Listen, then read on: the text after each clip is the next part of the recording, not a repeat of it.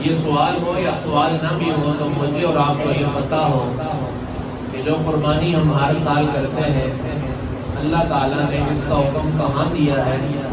فَصَلِّ لِرَبِّكَ وَانْحَرْ، جو لفظ وَانْحَرْ ہے اس میں اللہ تعالیٰ نے قربانی کرنے کا حکم ارشاد فرمایا ہے۔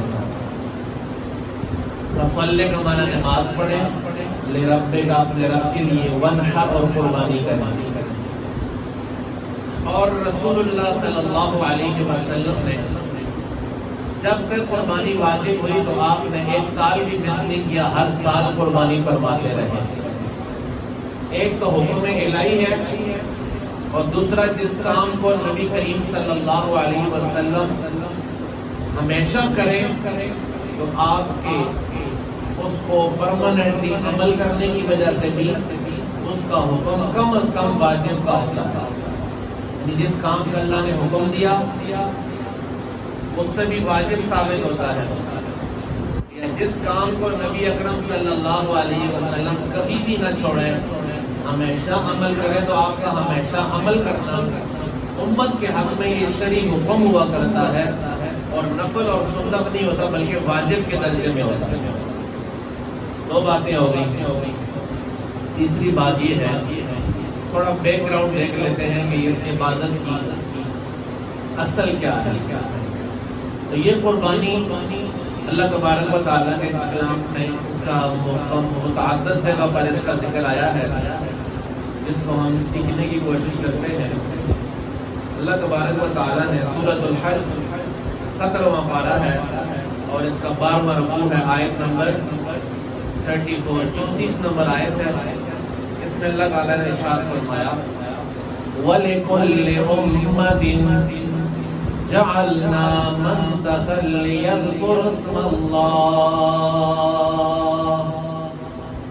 ولكل أمة، اور ہر امت کے لیے جعلنا منسكا، ہم نے قربانی بنائی ہے۔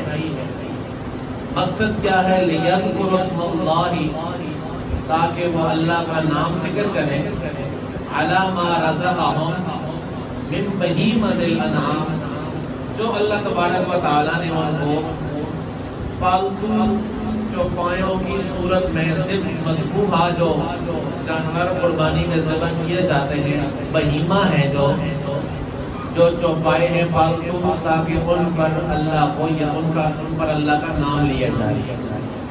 اس سورۃ الحج کی آیت نمبر 34 سے ہمیں یہ پتہ چلا کہ قربانی اس امت سے پہلی امتوں کے اوپر بھی عبادت اللہ تعالیٰ نے فرمائی تھی، یعنی ان کو بھی یہ عبادت عطا فرمائی تھی۔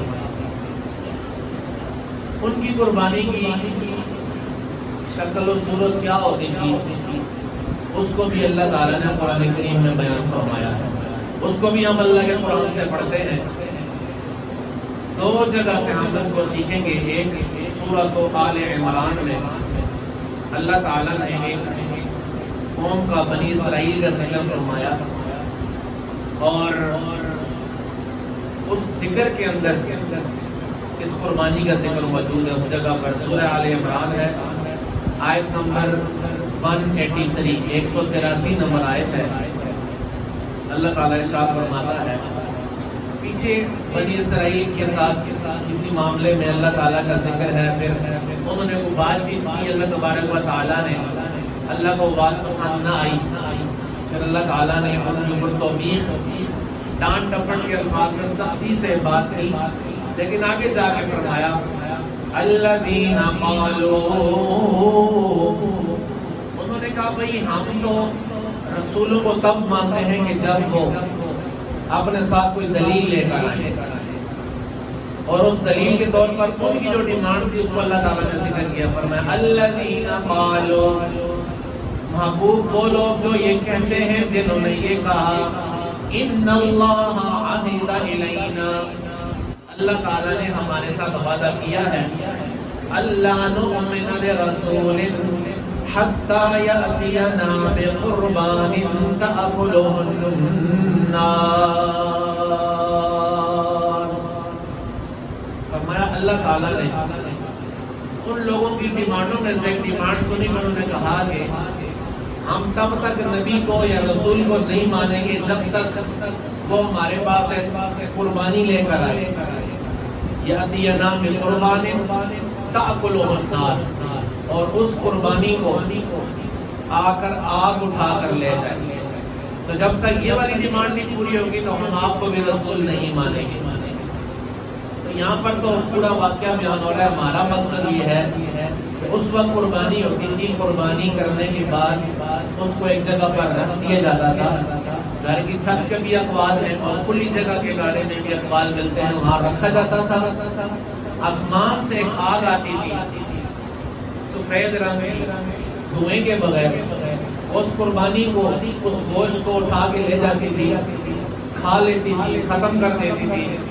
اور ان امتوں میں قربانی کی یہ قبولیت کی نشانی ہوا کرتی ہے.